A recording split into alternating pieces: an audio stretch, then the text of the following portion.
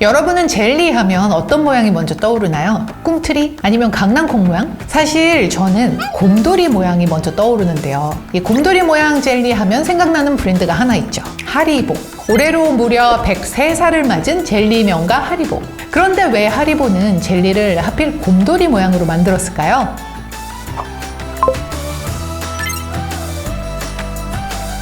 하리보는 1920년 2차 세계대전이 한창이던 독일에서 탄생했어요. 창립자는 한스 리겔본. 이 하리보란 이름은 그의 이름 앞철자 HARIBO 이 두 개씩을 따서 지었어요. 지금은 100여 개 나라에서 만나는 세계적인 인지도의 브랜드이지만 창립 초기 하리보는 뒷마당에 딸린 작은 세탁실에서 설탕 한 자루와 구리솥 하나로만 시작된 아주 작은 사업체였어요. 하지만 하리보의 성공은 생각보다 빨리 시작됐어요. 설립된 지 약 2년 뒤인 1922년 하리보의 첫 번째 젤리인 댄싱베어가 탄생했죠.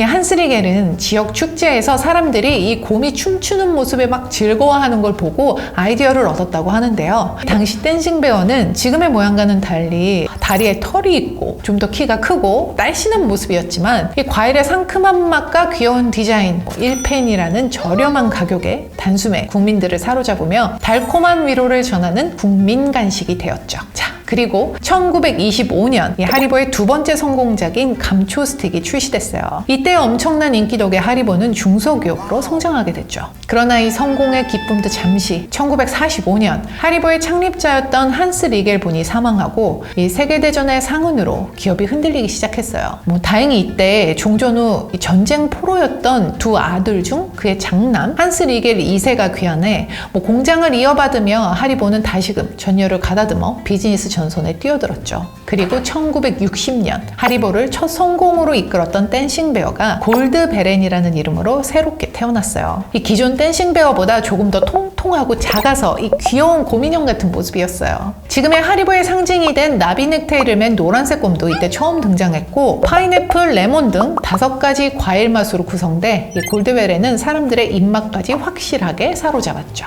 또 하리보는 골드베렌, 이 젤리 곰돌이에게 공식 출생 증명서를 발급해 줌으로써 그 인지도를 확실하게 다졌고 1967년 독일의 특허청은 골드베렌을 등록 상표로 인정해줬죠. 이후 TV 광고에 출연한 하리보는 하리보는 아이들을 행복하게 해줍니다. 그리고 어른들도요 라는 슬로건을 내세워서 남녀노소를 불문하고 더욱 인기 있는 젤리 브랜드가 됐어요. 1970년대에 들어서면서 하리보는 소비자들의 미적 감각에 맞춰 이 곰의 모양을 조금씩 바꾸었고 1989년이 되어서야 우리가 알고 있는 지금의 하리보 곰 젤리가 완성됐죠. 디즈니 곰돌이 푸가 떠오르는 이 노란색 하리보 곰이 이때 탄생한 거예요.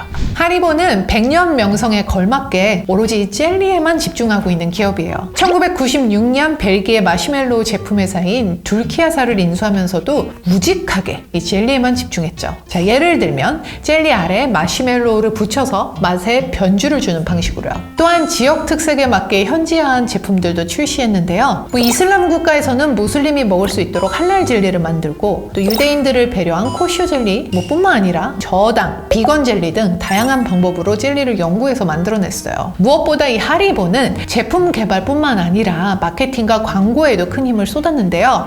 자, 이 광고 아시죠? 이 정장을 입은 남자들이 애기 목소리를 내면서 슝 효과음을 내는 이 광고. 아이들을 행복하게 하지만 동시에 어른들도 행복하게 해준다는 슬로건에 맞게 이 하리보와 함께라면 동심으로 돌아갈 수 있다는 메시지를 표현한 광고였어요. 각 국가별로 맞춰서 진행한 마케팅도 이색적인데요. 영국 광고에서는 차에서 경찰관들이 젤리를 나눠 먹고 또 일본 광고에서는 이 스모 선수들이 둘러앉아 젤리를 나눠 먹고 또 한국에서는 경호원들이 젤리를 나눠 먹는 컨셉이었어요.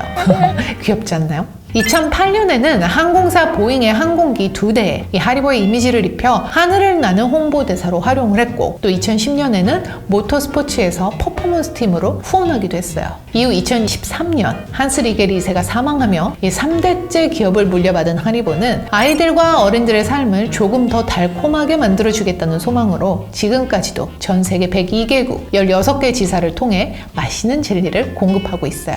지난 2015년 하리보는 흑인과 아시아인을 비하하는 젤리로 인종차별 논란에 휩싸였고 또 2018년에는 노예노동을 통해 원재료가 만들어진다는 폭로를 당하기도 했죠. 이 100년 역사가 어떻게 깨끗하기만 하겠냐 싶지만 이런 논란 이후 하리보는 공급업체 감사 내용을 홈페이지에 공개하고 또 ESG 경영에 힘을 쏟아 4년간 메리 폐기물 제로를 달성하며 이 책임감 있는 행동을 보여주고 있어요. 이 춤추는 곰돌이에서 영감을 받아 탄생한 달콤한 곰돌이, 우리의 삶에 작은 위로가 되는 달달한 맛의 하리보가 앞으로 펼칠 행보를 기대해 봅니다. Raise a glass, you've made it another year.